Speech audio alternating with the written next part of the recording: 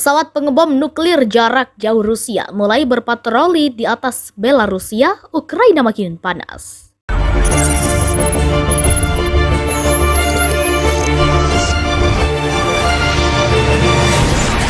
Di tengah meningkatnya ketegangan dengan Ukraina, Rusia dilaporkan mengirim sepasang pesawat tempur pengebom nuklir jarak jauh untuk berpatroli di atas wilayah udara sekutunya, Belarusia. Kemenhan Rusia, seperti dilaporkan Associated Press Sabtu 5 Februari 2022, mengatakan dua pengebom Tu-22M3 itu berlatih interaksi dengan Angkatan Udara Belarusia dan aset pertahanan udara dalam misi 4 jam.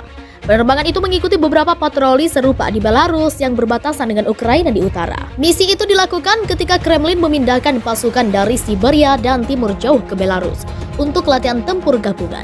Pengarahan itu menambah penumpukan militer Rusia di dekat Ukraina, memicu ketakutan Barat akan kemungkinan invasi.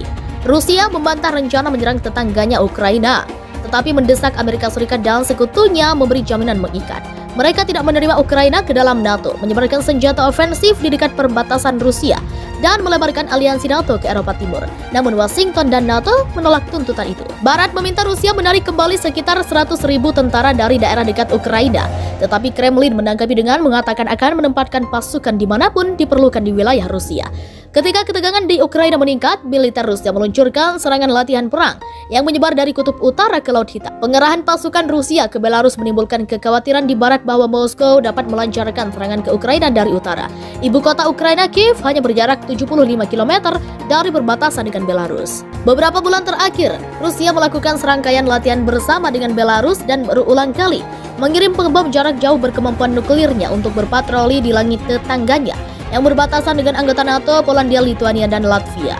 Pemimpin Belarus Alexander Lukashenko yang semakin mengandalkan dukungan politik dan keuangan Kremlin di tengah sanksi Barat yang dipicu oleh tindakan kerasnya terhadap protes domestik, menyerukan hubungan pertahanan yang lebih dekat dengan Moskow dan baru-baru ini menawarkan untuk menjadi tuan rumah senjata nuklir Rusia.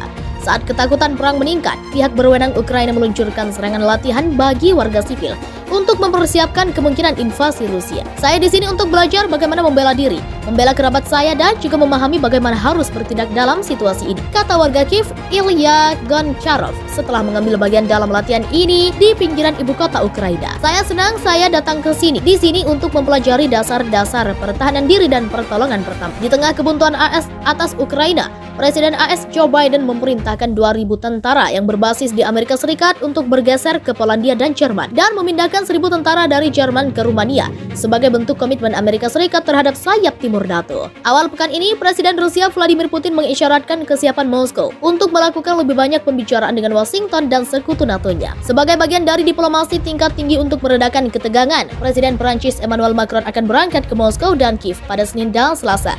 Sementara Kanselir Jerman Olaf Scholz akan melakukan perjalanan ke Kiev dan Moskow pada 14 hingga 15 Februari. Di tengah ketegangan dengan Barat, Putin pada hari Jumat menghadiri pembukaan Olimpiade musim dingin di Beijing dan bertemu dengan pemimpin China Xi Jinping untuk memperkuat aliansi kedua negara.